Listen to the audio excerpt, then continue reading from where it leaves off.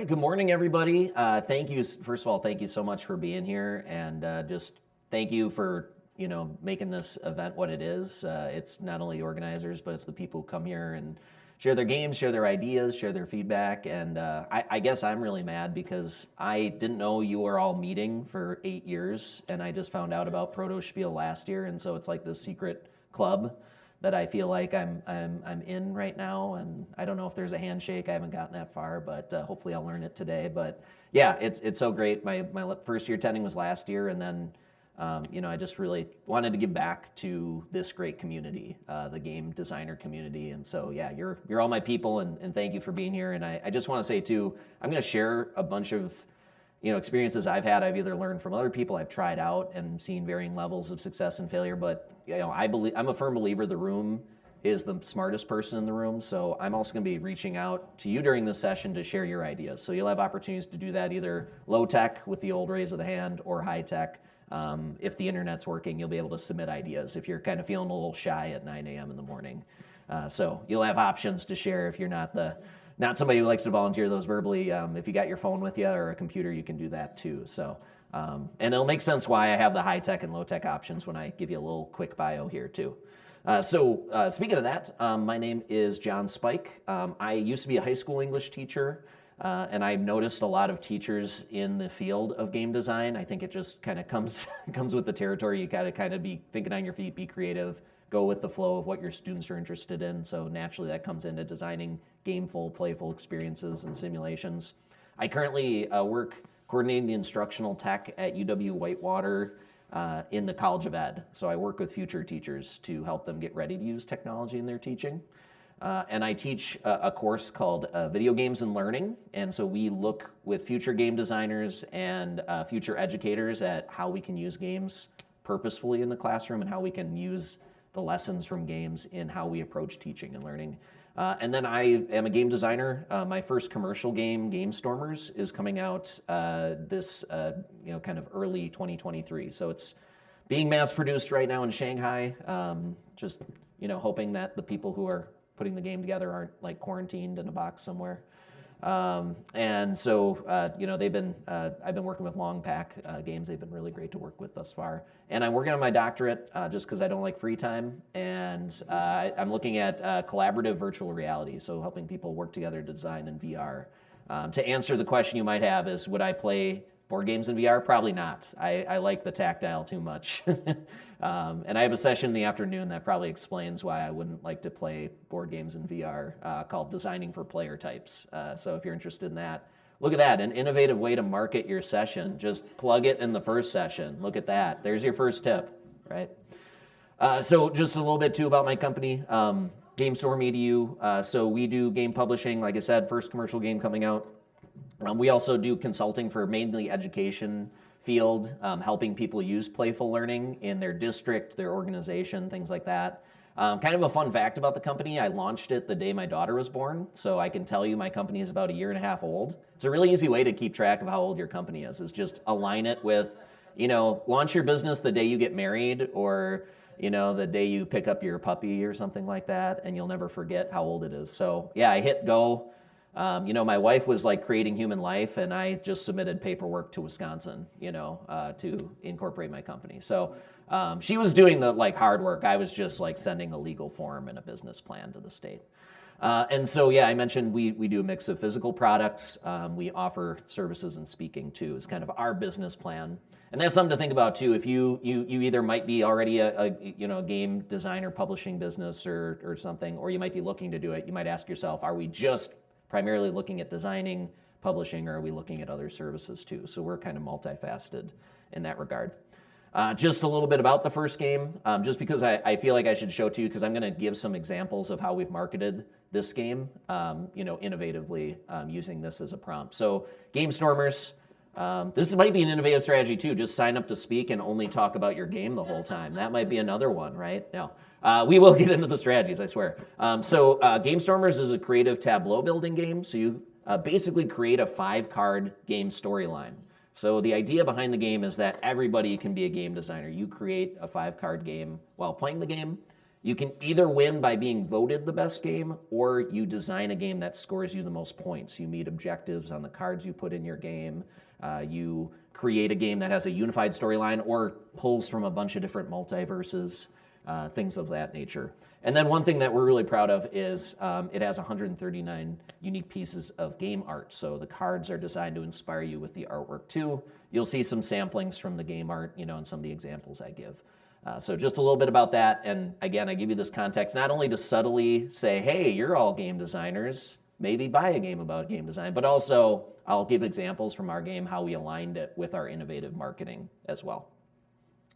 So I want to start by saying, and some people said to me, as I was handing out some stickers for the game, is this innovative marketing? And it can be, handing out good swag, right? But I'm going to just clarify, there are some things that I think are essential. And then the main bulk of the presentation is going to be, here are things that I think you can do innovatively that maybe are a little outside the box. Some of them are, I think, inside the box ideas that you can be strategic about how you make it innovative for yourself. So these are just 4 things that, in my experience, I think are necessary, and 4 things that I feel like I've talked to a lot of board game designers in forums, face-to-face, remotely in my work. These are things I just think you need to be doing that I wouldn't call innovative, but almost essential. And so these are the 4 that were really important to me. Having a landing page where people just go, and that's the page for your game or your business, right? There's a mailing list where you have a direct communication to your people. You have a forum of some kind. You have a space where people are talking about your game or your games, and then you are reaching out to the consumers with free or paid advertising. So these are 4 that I think are kind of essential these days, and I wouldn't call them innovative as much as we should be doing these in some way, shape, or form. So I just want to clarify that, and then we'll get into the here's innovative ideas as we kind of go. So landing pages.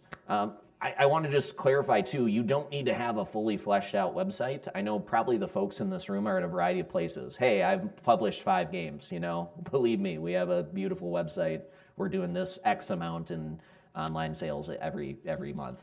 Or you're like, I'm just here, I've got my prototype, I'm just looking for that next step. So I know we're all at different places, but that first page can just be hey, here's kind of the visuals, here's kind of the synopsis that grabs you, and here's a place to go to get to all of our essentials where you can continue the conversation, you can continue to hear from us. So it doesn't have to be complicated. Mine was just a simple landing page, a little bit about Game Stormers, and hey, sign up for our mailing list. Later on, and which is kind of where we're at in our process, is we've got a full page with our shop on it. We've got, updates coming in from our various, marketing strategies, and we've got that fully fleshed out website. But it didn't start that way, right? I use WordPress. There's tons of different tools out there. I don't know if does anybody have a favorite one tool they use for their website or landing page? Anybody out there? Anybody have one? Just shout, you can shout. Anybody use one? Also WordPress? Yeah, also WordPress. Yes, you can also +1 the WordPress, yeah. Wix, yes, Wix is fantastic. Yep. Anybody else have anything they like? I know Squarespace is a big one.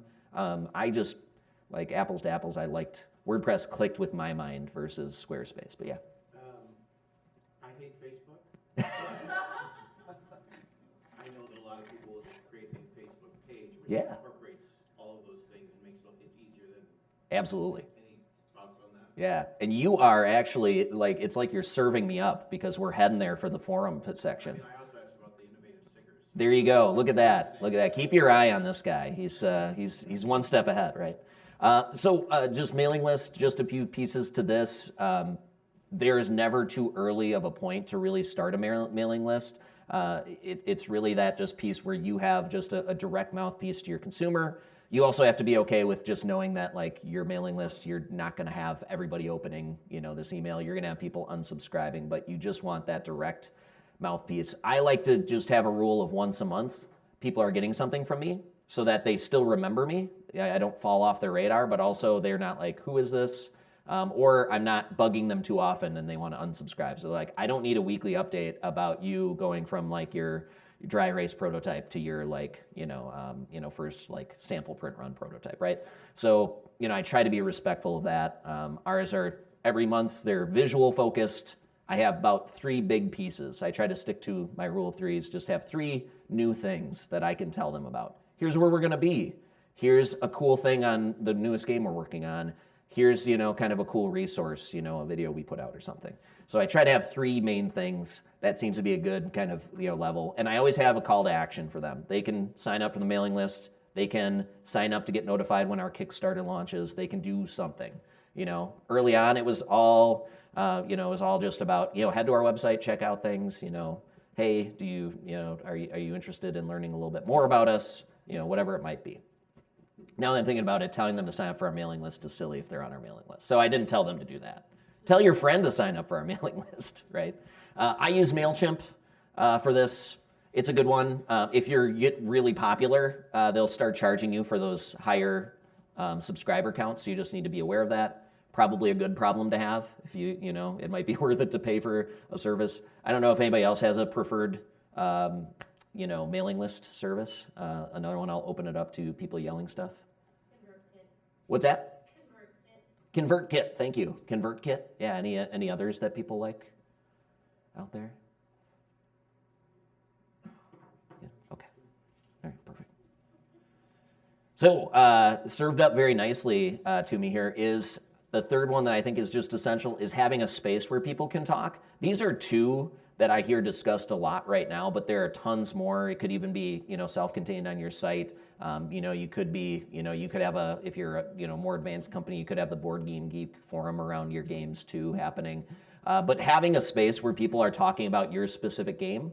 I'm particular myself, I am on Facebook just because my target market is really, more in the Facebook age crowd kind of thing. So I have a specific page for Game Stormers. People can join. I invite them to my mailing list too, when they join that one. And then I give updates on there. Like one thing we had is we were filming our Kickstarter video at Gemini Games. Anybody been to Gemini Games in Stoughton by chance? Anybody out there? Oh, there's a great little game store in Stoughton. I'll just get a plug for them. We chose them because they're nice, kind of have a very homey feel. And, this video was all about, how this game was, a great one to play with family. Have my little baby daughter in it, so it was a nice little homey feel for it. And so we, advertised, hey, come and be in our Kickstarter video. We're going to film people playing the game, advertise through that, people conversating about it, sharing it out. Discord, I don't know how many of you use Discord. Definitely kind of an up-and-coming forum, kind of started in the video game world, but I see a lot of board games using Discord as their discussion forum. And so again, it's just it's really a chat interface where people can be talking about games. You can be promoting, you can be announcing events and upcoming details about it, or you could be using Facebook for that forum. Just to kind of clarify things, I have a page for our business, Game Storm EDU, and then I have a group for our game. So that's kind of how I've structured it. That's what I heard a lot of feedback from when talking to other board game designers. You may do it differently, but that was just mine. And that kind of also aligns nicely with advertising. And so really thinking about where you want to advertise, how you're advertising. So I particularly just advertise mainly on Facebook, and then I just have social media accounts on Twitter, Facebook, and Instagram for ours. I've been looking at maybe getting, as Twitter slowly explodes, maybe, delving into some other areas. But those have been three where I just push out free kind of advertising through my account. But the paid advertising, I particularly use Facebook just because I found that that's where the majority of my demographic was. And Facebook is, unfortunately, really, really good at the targeted advertising. They just are. They're really good. They've got it down where you can really finite target based on specific interests. This was one of our best running ads. I was shocked. This is one of our horror cards called Scarecrow. And people really resonated with this creepy scarecrow character. I think he's a little, little different than some of our other characters, but apparently like a creepy scarecrow card really brought people in. So that was just one example of an ad. I worked with a marketing agency just because marketing via Facebook isn't a strength of mine. And so that was just an example of what that is. But yeah, my best advice, for this one is just making sure you go where you know your people are. If this is a game that's going to appeal to the Facebook generation, great. If it's going to appeal to some of those younger, if you think it has a younger spin to it, like a Snapchat or a TikTok, great. I'm still not too comfortable on those platforms myself, so I don't try to delve in there and act like I know what I'm doing on them. So that's why I've stuck mainly to Facebook. And I think the big thing I'd highly recommend is before we even get into the innovative strategies, it's really important to understand who your people are and understand who your target audience is. There are two major mistakes I think you can make with target audience. Number one, this is number one mistake, is we get this idea in our head that everybody is our target audience, which is just a fool's errand, right? That's way too hard to do. Everybody says to me, okay, well, hold on, what about the iPhone? Wouldn't everybody want an iPhone? And I said, well, talk to my 85-year-old grandpa who believes that any phone is spying on him, and he'll chuck into a lake as soon as you hand it to him, right? So not everybody is a target audience for every product, even something as ubiquitous as the iPhone. Having said that, obviously you want to target a specific demographic, but the one thing you don't want to do is just look at people as numbers. You don't want to just say, oh, well, yeah, we'll target 25 to 34-year-olds who have check marked that they're board game aficionados, right? Okay, everybody who's checked that board game aficionado might kind of be your demographic, but really, what do the people look like, sound like? What do they do? What is their hobbies? What are their intersections with other pop culture? What are their intersections with other passions?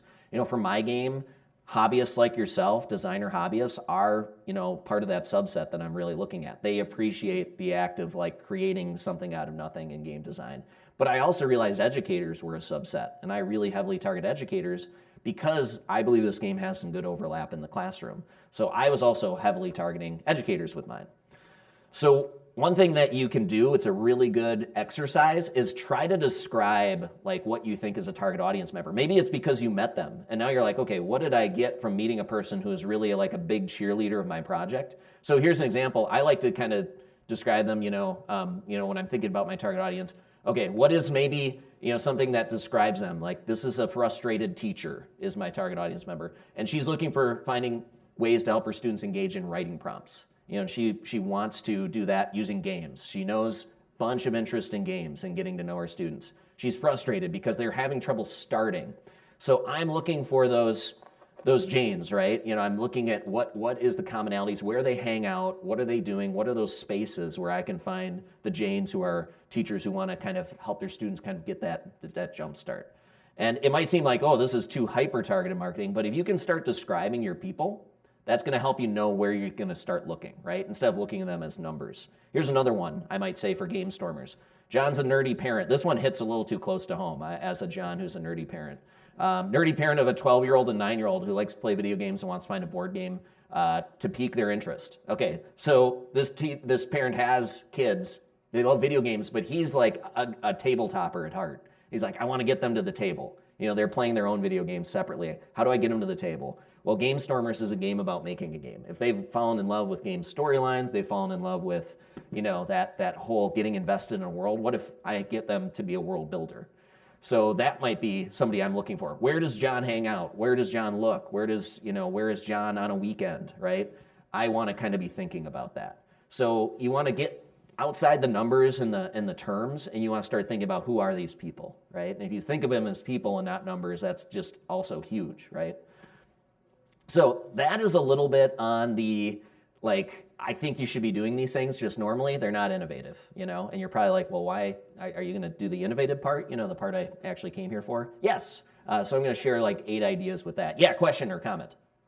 So where is John on the weekend? Yeah, I personally think John is probably taking his kids out to, maybe grab a new game or something, or maybe he is sitting in and listening and watching them play one of their games and wondering, how do I shoehorn them playing this online game into something I want to do, because I don't really jive with that. So John's sitting here thinking about it. I'm guessing that John is posting somewhere online, anybody else trying to wean their kid off of Fortnite or something like that, So I'm thinking about ways that I can, have Game Stormers pop up in John's feed of hey, do you want to bring your kids around for a good maker game? I'm thinking about that. Where is he socially? Where just as he's frustrated and posting with his friends about these games are good, but I'd really like to have them offline, and kind of gathering around a common cause. That might be somewhere I'm looking for. I might be asking myself, at those friendly local game stores, is there a little pop-up display of mine that really sells the part about it's a great game for gamers and game aficionados and game makers, right?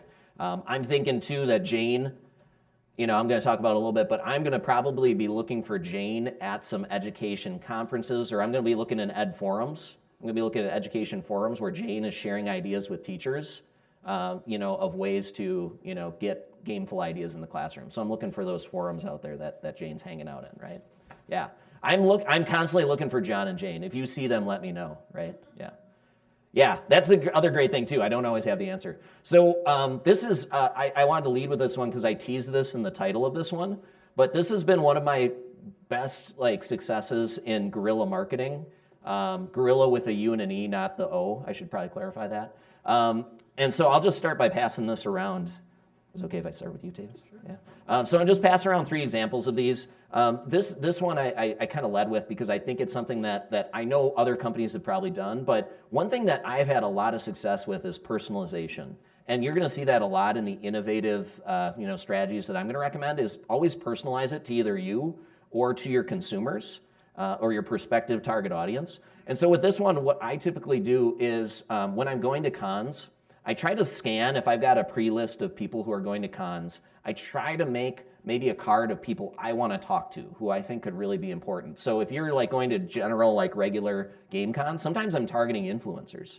And I'm saying, hey, I made you a card. And I'll actually send them a picture of the card. I just go and I print out, grab their photo off their socials, and I make a card, and I send them a message. And I say, hey, I made a card of you. Stop by my booth and pick it up. And they're like, holy crap, how am I saying no to a card made of me, right? Or the other thing I'll do is I'll actually, at my booth, I'll invite people to come to my booth and I'll say, hey, I'll make a card of you. And what I do is I take a photo of them and I put in a little template and I print it. This is my HP Sprocket. And I print a card of them. And it works a lot better when I've got a coworker with me, so I can be talking about the game and they can be maybe printing the photo of them. But we'll sit there and we'll be talking as I have my Sprocket print a photo. I'll put it in a little sleeve and they'll hang it on their little lanyard.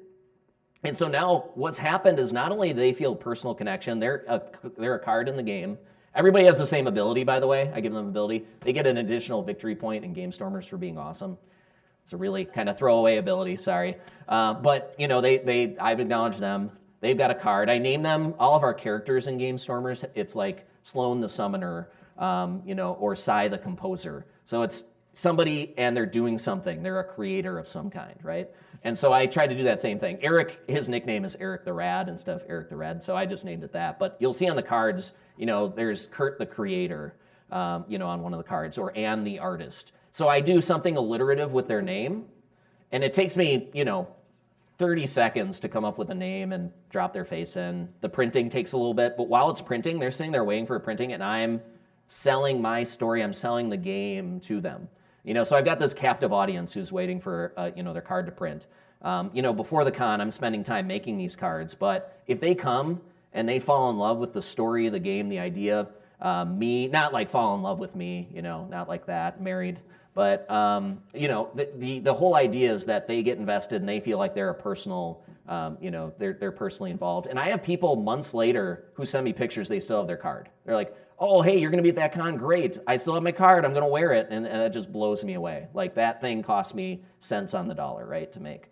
The other thing that's really great is now people are walking around the conference with my card. They see it and they're like, "Where did you get a card of yourself?" Oh, go over to GameStorm Media booth, right? So now there's kind of a narrative starting at the con. They're getting a unique thing. Hey, you can go over there and get a card of yourself made. Or people come over. I was just showing my wife. I made a bunch of dogs. People wanted cards made of their dogs. I'll make a card of your dog.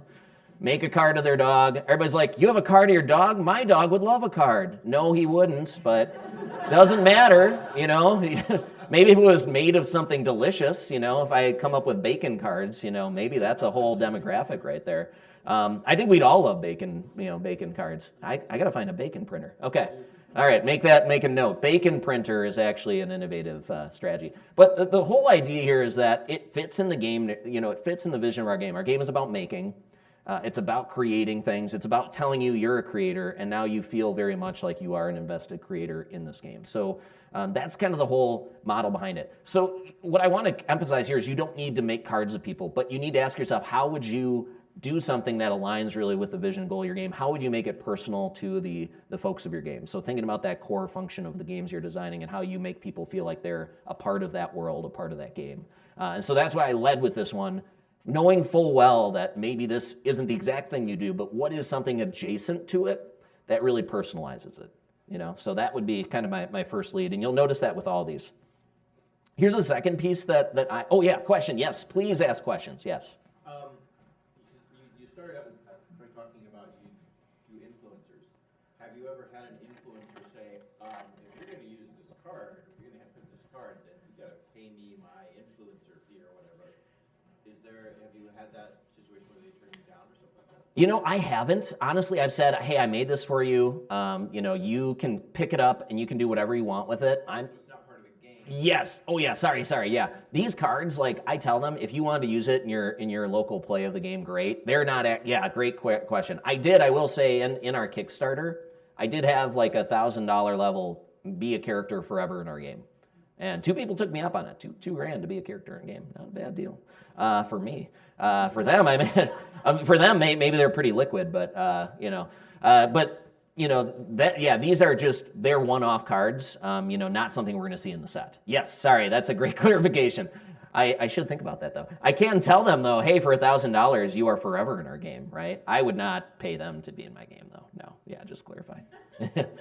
They have to be a really big influencer, right? Yeah, they need to be like #1 on their platform. So another thing that I do, and I'll just clarify this one, as an educator, I would do like a podcast, and a podcast is an incredibly large amount of work. And I said to myself, if I wanted to promote myself, you know, using something in the board game sphere. And one thing I said to myself is, oh my gosh, okay, so I record it. I find time to record with somebody. I record it, I edit it, I get it posted, I promote it. Oh my gosh, so much work.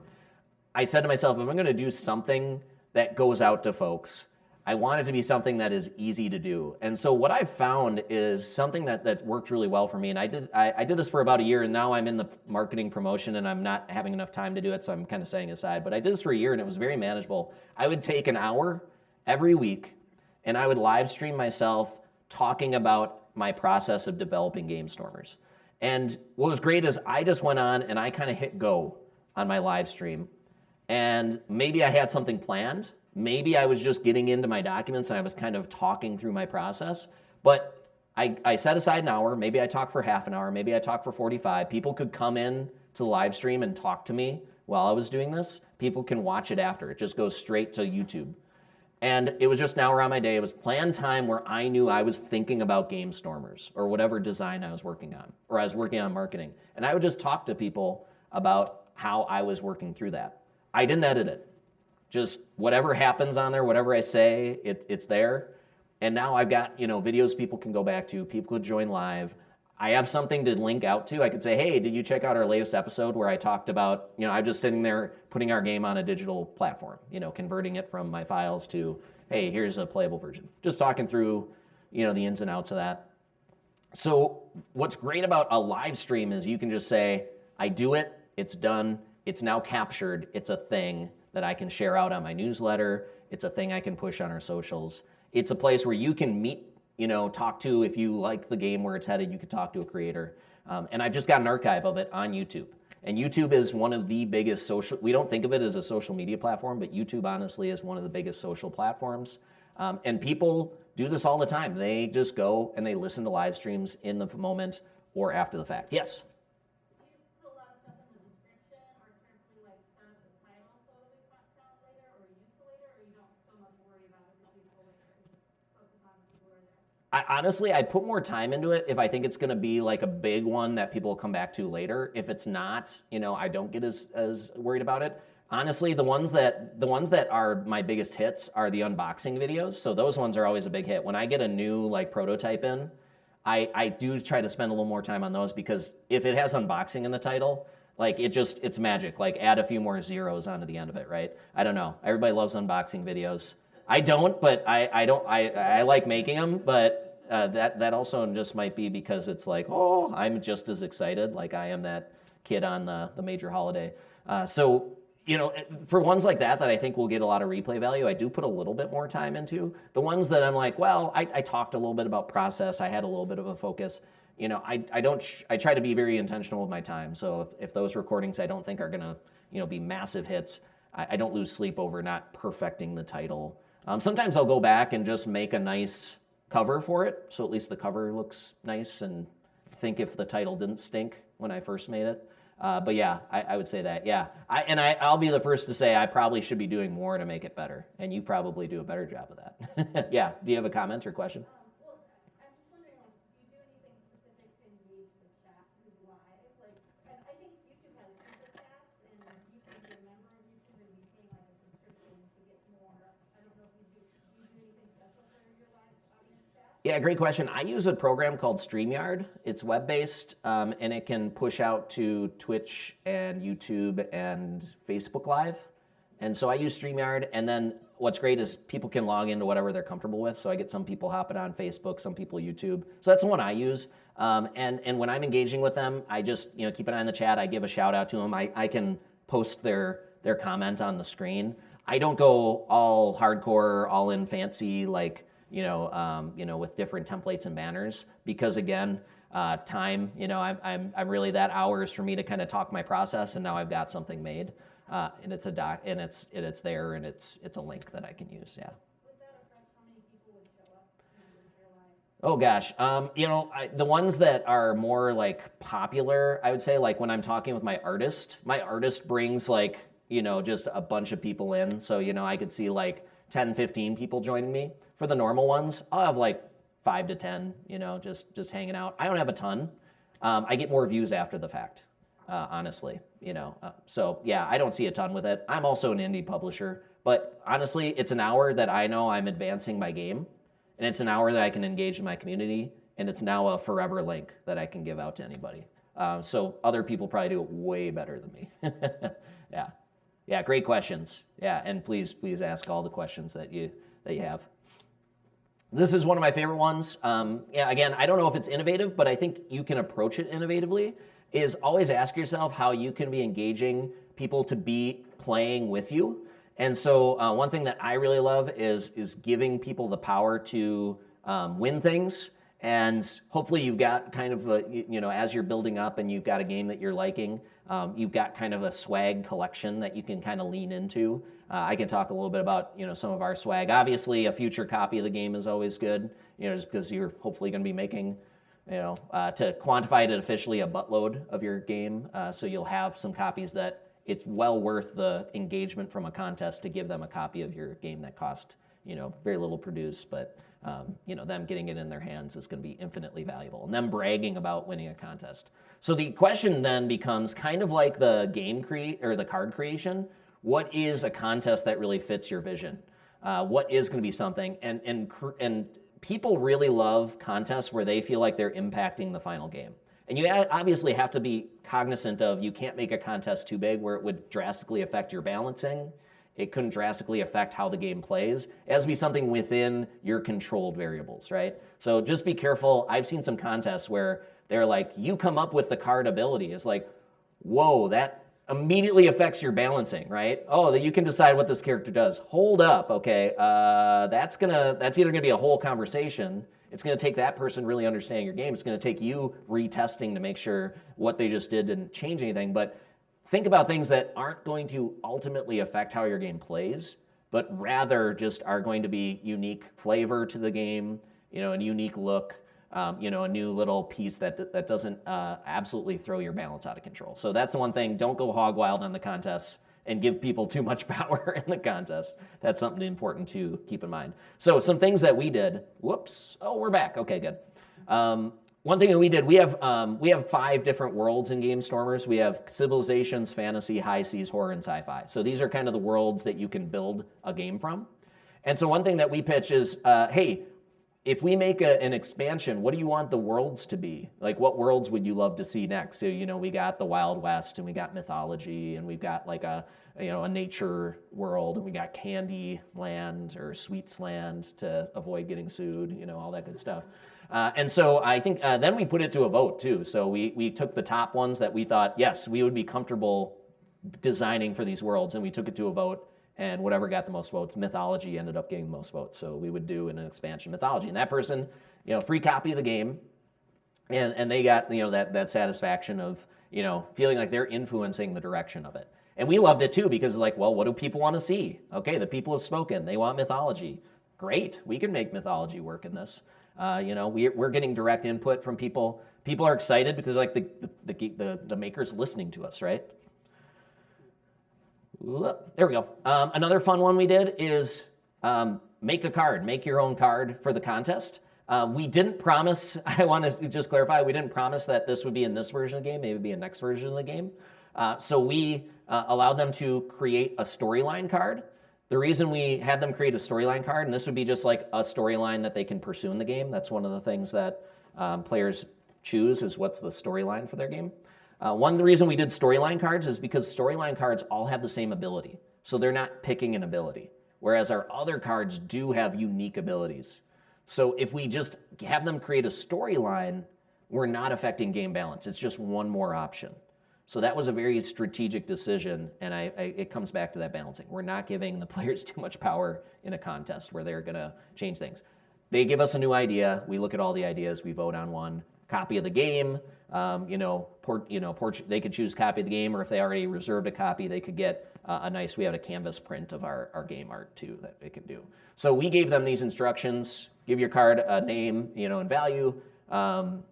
Choose an image that you think would represent it. We would obviously paint, our illustrators would paint an image, put on the slide, download it and submit it, for the contest, which was great. We also did this thinking about our target market. We also did this in K-12. So I reached out to my educator connections and posted it in education forums. Hey, do this in your classes. So we sent it out and had students create some cards as well to put into the final game. So we had, just go to our website, click here to, make your card, click here to submit it. We gave them a whole template of all of our different cards to make. Again, you don't need to just copy paste this idea, but rather what would a contest look like for your game that you think would really fit the theme, the feeling, and give people that feeling like they're involved in the direction and design of the game for that particular activity. And then the other thing too is some people are really intimidated by the act of making things, right? They might be, whoa, no, I'm not techie enough to make a card. I don't have an idea for the worlds, but just even giving them the power to be a voter, people just like their voice to be heard, right? People are into democratic design of games. And this is a very low risk for you as the designer to just open it up to a vote. And honestly, I didn't do anything too fancy to prevent ballot stuffing because it was low risk, right? If somebody ballot stuffs and we have a Wild West instead of mythology, I'll be okay because both of those excited me. I didn't put anything in the finalist list that I wouldn't design for. So make people a voter. That was really powerful for us as well. Okay, just checking my time. Okay, we're still good. There was something recently on a Kickstarter. Yeah. It was like a puzzle Kickstarter. Yeah. And so what they did is they had for all the backers, I think they had 9 throughout the whole campaign, that they would give you a clue.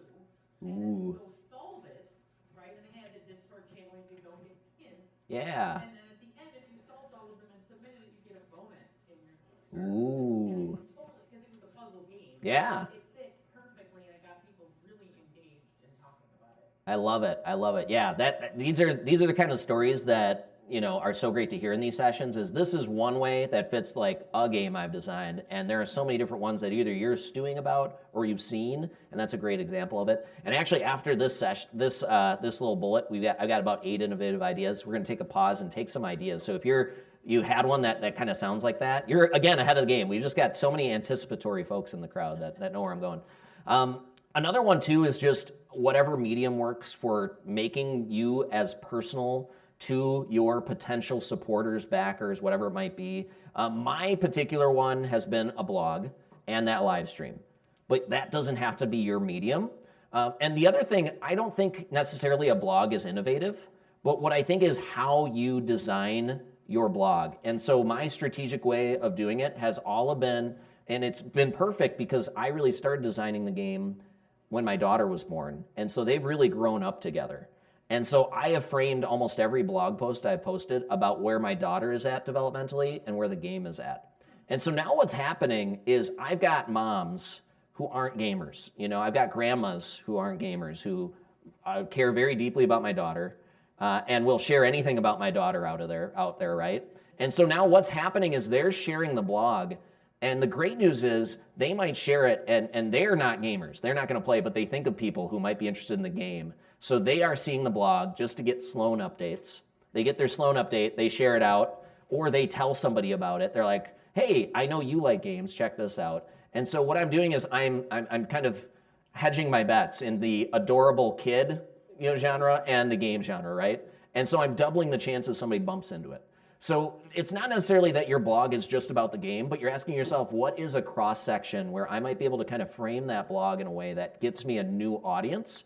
And it's okay if that new audience doesn't buy, but who do they tell? That's exciting, is who they tell about it. And I've had so many people tell me like, oh yeah, my mom told me about what you're doing with your game. That's so cool. She didn't really know much about it, but she can tell me that your daughter's on the cover, which is really neat, So, that sort of thing. Yeah, I don't know if I mentioned that, but this is Sloan the Summoner, and she's based off my daughter.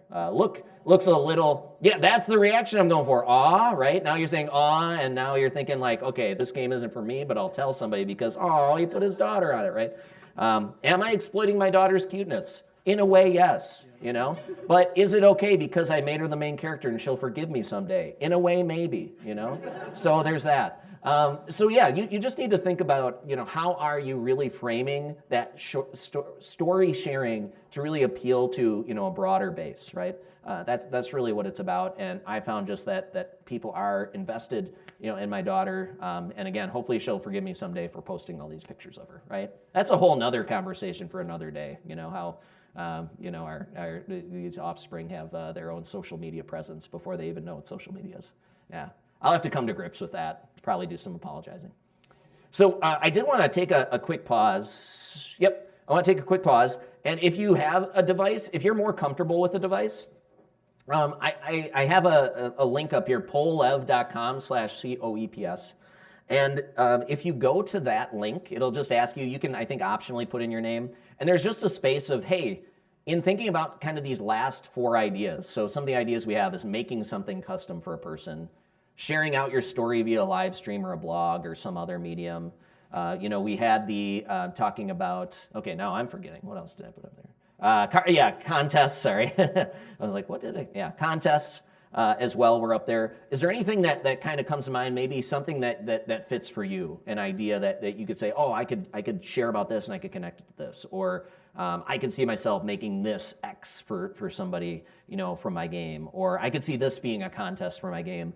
And if you don't have an idea for maybe a design you're working on, similar to what we heard before, we heard the example of the puzzle idea. Have you seen something really innovative that kind of connects to these?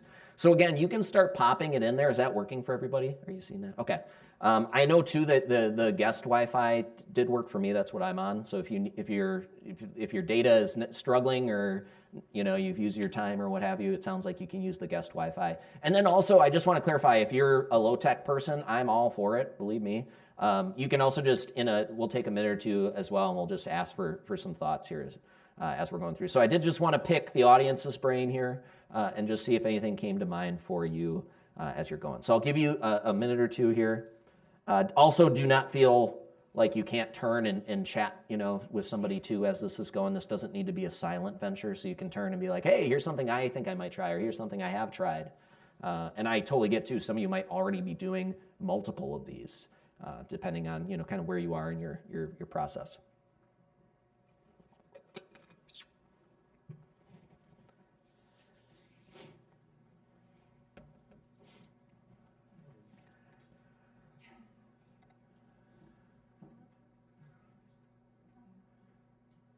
Look at that, somebody already posted the meat cards link. They're out there. We knew it had to be true. We knew that somebody had already made cards made out of meat. It was just a matter of time. I bet Lady Gaga came up with it. She came up with the meat cards.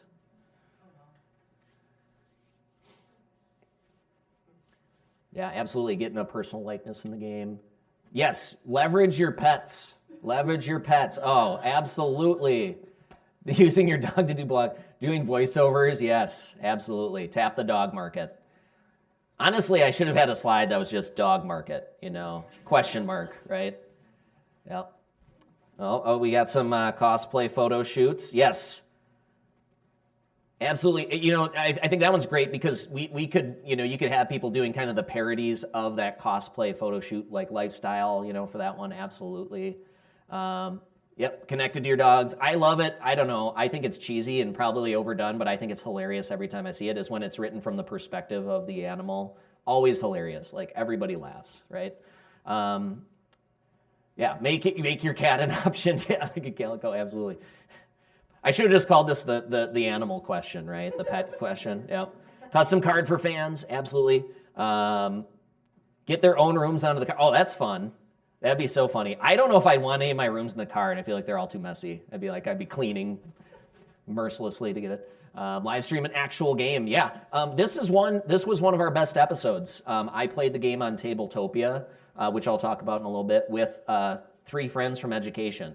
And so two-pronged. People got to see the game and watch it live. And then I had 3 gentlemen who brought their audiences, their educational audiences. So I was getting it, they promoted it with me. They're like, hey, check me out on this live stream playing the game, right? Making large donors, side characters, and storylines. Absolutely, yeah. As long as you're comfortable with it and it fits thematically in your game, it doesn't compromise your game vision, bringing people into the game. Like I said, I got $2,000 from 2 people who said, yeah, I'll be a character. So that was a great crowdfunding opportunity for us. And I didn't have to sacrifice the game. I had 2 character abilities that had been balanced and play tested, ready to go in case people did that. And if they didn't, maybe I'm just like, oh, okay, I really want them in the game. I'll put them in the game anyways as, different character titles, but it worked. So these are all great ideas. Does anybody have a low-tech want a low-tech volunteer an idea who's not using their phone? That is completely welcome. Yes. Well, I was just thinking, sort of a twist on the include somebody. You could almost make an option for people to gift somebody to be a Yeah. game. So Yeah. a game fan in your family, drop $1,000, maybe it pools their money together. Yeah, I love that. I think of like if you named a star for somebody, like I'm not comparing my games to celestial bodies. I just want to clarify that. Celestial bodies are way better. By the way, the sky was amazing last night. I don't know, I was walking my dog. I'm like, whoa. But that's neither here nor there. But yeah, I love it. Give it to somebody else. Actually, one of my donors, their son, they made their son the character because they were both like, it was a couple, and they're like, let's make Theo the kid. And then they're like, oh crap, but we have another kid. Is he gonna be mad at us? I'm like, well, I'll put your other son in the next game. Yeah, at least I can do, right? I should stop offering that. I'm gonna have like all my characters committed for the next few games here. Yeah, that's great. Host games at libraries. We're gonna talk about face-to-face in just a second and strategic innovation for that. But that's great. I love it. Everybody's just like setting me up. It's like you're all giving me segues into the next content. Any other folks? Yeah. Mine's an educational game too, and I was thinking of something along. I haven't figured out how to work it out, but basically something where students could try and win a copy, like for the teacher or something like that. Like that could be kind of how it's on the instructor. Absolutely. I mean, how cool would that be? For that student to kind of brag up that they this classroom copy was for that. Something I wish I had done for my game is say I wanted to have a separate buy a game for a school pledge level, and stupidly I didn't do that. I think that would have been popular. Somebody's like, well, I'm not interested, but Mrs. So-and-so or Mr. So-and-so would have loved this, But yeah, I love that. I love the contest being, you have gifted this to your class. That's fantastic, yeah. Personalize the objectives on the card. Adjectives, not the objectives. Again, balancing, right? But adjectives is perfect, yeah. Have them influencing the card language. A game I'm play testing here today is called Doom Scroll, and it's like a social media kind of parody game set in like a fantasy world. And that one, my idea is they write the messages on the posts. Like that's all flavor text. Doesn't impact the game. They can write a funny post from the perspective of an orc or a goblin. Doesn't ruin my balancing, right? It's fun, it's funny. They can be like, I wrote that. I'm so clever. But doesn't affect how the game plays, yeah. What do you recommend for donation tiers? Oh man, I could talk about that all day and things I did well and didn't do well. But yeah, that might be a whole nother presentation. Whoever asked that, if you want to chat, I'd be happy to chat. Yeah. Question or comment? Yeah, this is similar to some of the things you mentioned, but it reminded me of the New Yorker's cartoon caption contest. Yes. Yeah. And vote on them. Yeah, absolutely. Just a perfect one. Naming a card, flavor text for a card, anything there, they get to personalize that. And again, doesn't affect the balancing. That's perfect. Yeah, yeah, absolutely. All right. Okay, I'm gonna hit this is first time I ran through this particular session. So I have 10 minutes and 4 more ideas. So I'm gonna try to do my best. It seems like it's not gonna go well, but we'll see. I'm gonna blame all of you for having such great ideas that it totally that's why it didn't work out. But no, that's not true. So we had the comment of what were we looking at for we had an idea in there about live events and how you can do that. I think you want to think about obviously cons are great, whether you're going to PAX or you're going to Gen Con or you're going to whatever it might be, but as an indie creator, sometimes those are maybe cost prohibitive. So you have to think creatively about where you might be able to set up shop. Obviously, a friendly local game store is great. One thing that I went to that I was surprised how well it did for us was I went to craft fairs, and I actually got a few prints printed up of our art. I thought our art, I heard from so many people, your art is so cool. I'd love to see, I'd like to hang it up. And I'm like, you would? Really? Print, boop, boop, boop, So got some prints made, and I would sell art prints, and then I'd also sell pre-orders of the game. I'd give away stickers to kids or adults, also adults, give the stickers to adults, pins, and so people could get something free. They could pre-order the game right then and there. I could take their pre-orders, or they could buy that print. And so it was just an opportunity for me to connect to a new audience. I had so many people at the craft fair say, oh, I'm not a gamer, but my ex, not my ex, but like my insert name here, right? My exes, I'm not going to tell him about this because, screw him, right? No, not like that. But my son is, or my niece is, or things like that. And I would see after I get back from the craft fairs, I'd suddenly see on our website orders would come in. And so it was one of those pieces where, again, just like the blog, the people reading it might not be the buyers, but who are they going to pass it along to is the really powerful part. And they can even say, hey, I grabbed you a sticker from it, right? So now they've got the name recognition of the Game Stormers game, that sort of thing. So that was kind of a really cool opportunity to do it too. I mentioned, this game is aimed at educators, so I would go to education conferences, which sometimes cheaper than the Gen Cons or the gaming conferences to get a booth. And so then I can talk right to that group. That's the same thing to ask yourself. If you know who those target demographics are, you can meet them where they are too. Some of your people might be those gamers, right? But sometimes they might be at other places. So ask yourself, where are they? And see if you can go and meet them at those events. And then I can market the best parts of my product. I didn't really talk up the education piece when I was at craft fairs. But when I was at the education conferences, I had like, hey, here's how this could, whoa, almost spilled my water. That's like a rule. Don't have like a beverage by the game table, right? I could say to them, here's the sample, like where this could fit into a lesson, because I'm aiming at that particular demographic. Whereas at the craft fair, I'm like, look how pretty it is. Look how fun it is. This is a great family game night because we're a lot of families at the craft fair, right? So I was thinking about that particular demographic when designing for them. Another one is think about strategic partnerships. Who can you reach out to and say, and the framing is so important. You don't want to say, hey, can you help me promote my game? It's how can we be mutually beneficial in terms of our partnerships? And this is something you got to ask yourself. Does your game lend itself to any other spaces? Would it be mutually beneficial? Obviously, one clear-cut example is a friendly local game store. Hey, could we partner where I could set up shop there, promote you, get people through the door. Maybe they pre-order or buy my game. Maybe they look around and buy some from your games. So thinking about how you partner with your local businesses. I've gone to coffee shops in my hometown and just set up like, hey, come for a game. The coffee shop knows people are buying coffee. I know people are getting exposure to my game. People who just want coffee see my game, right? So thinking about partnerships. For me, in the education world, I started reaching out to people in education who had a bigger audience than me. How can I tap into it? So there's a company called Tech that makes STEM items, science, technology, engineering, math. And I said, hey, how could we partner? How could Game Stormers and Tech benefit? And they said, oh my gosh, we have this curriculum called Design a Board Game. What if we sold a bundle of your games with this curriculum bundle? And people could buy your game, play it, get ideas. Then maybe they go and buy a 3D printer and their students start making game pieces and they start seeing the connections of we could get students creating and making, and your game could be kind of the impetus for getting ideas. and we could offer that to students, right? And that was just me reaching out. I didn't even know they had the board game making curriculum. It just kind of like, oh, it happened, right? I reached out to a bunch of different state levels. Like I've reached out to Wisconsin state level, Texas, California, and Massachusetts recently. I met with them, and they're computer using educators. They have like a group buy program.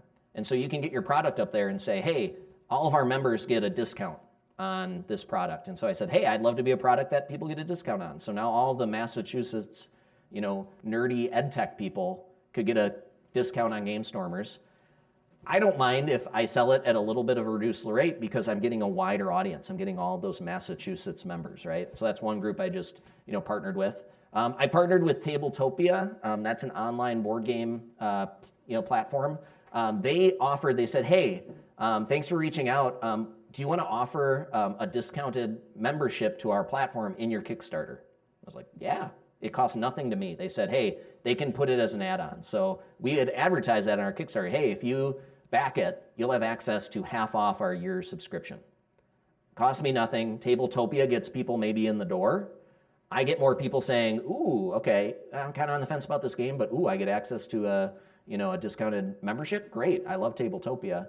They get to my page. So mutual beneficial, partnership there. So this is all just me like emailing and asking questions and saying, hey, how can we benefit each other? You don't want to send that email and say, hey, how can you help me, right? It's all about how can we both promote what we believe in. Yeah, question, comment. How did you fulfill that deal with Tabletopia? Like, you kind of collect all the emails and then give them to them after Yep. it closed? Yeah, basically. For you, or? Yeah, basically, Tabletopia and I, we just had kind of, a little memorandum of I would pass them along the backers who signed up. They would give them unique codes that would give them that half off. Yep.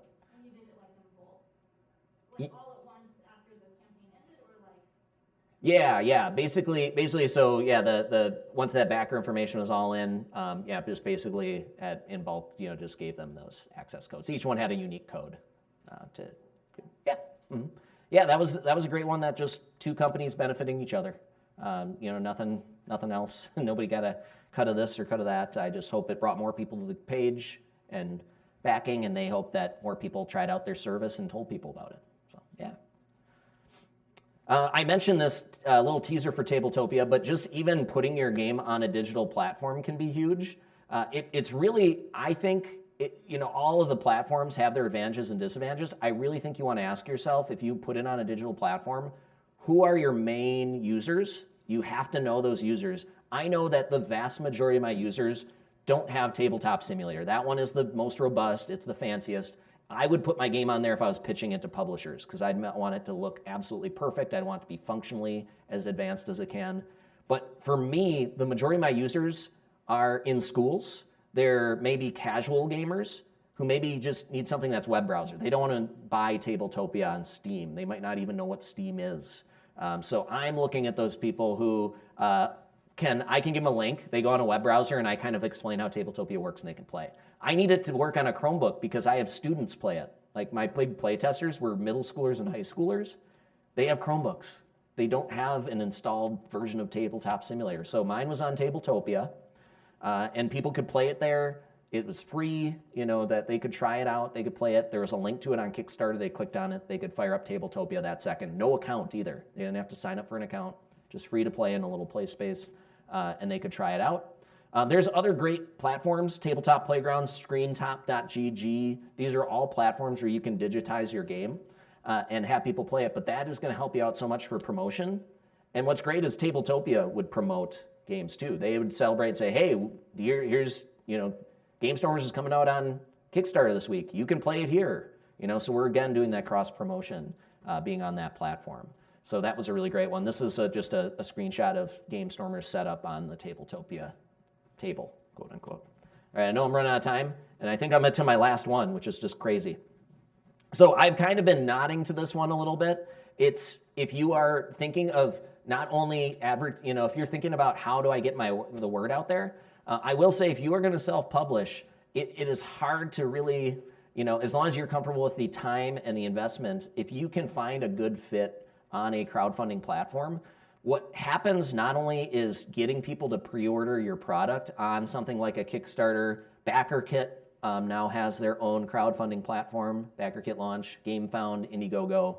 Indiegogo's not really as big in the board game scene, but it's out there for other products. This not only does it help you get a sense of, is there interest in my game? Can I get that startup money to fund the rest of the game production or the art or whatever it might be? But you've now got this new crowd that maybe wasn't on your mailing list that now can follow your future projects and is now invested in your story as well. So, one thing that I've got with the Kickstarter is I've got a new batch of people that I reach out to monthly with updates, telling stories, giving them teasers of new games. And so you can't just think of these as a crowdfunding site, but also a secondary marketing site. And that's really how a lot of people and companies are using them nowadays, is using these crowdfunding sites as that second way of kind of pushing out information too. So I know I'm right at time, and I want to be respectful of the next session. But if you want to chat at all, talk ideas, anything like that, I'll be around today and tomorrow. Don't think I'll make it this weekend, but yeah, I'm going to be around the next 2 days and would love to chat with you. So yeah, thank you everybody, and have a great rest of your CrafterCon.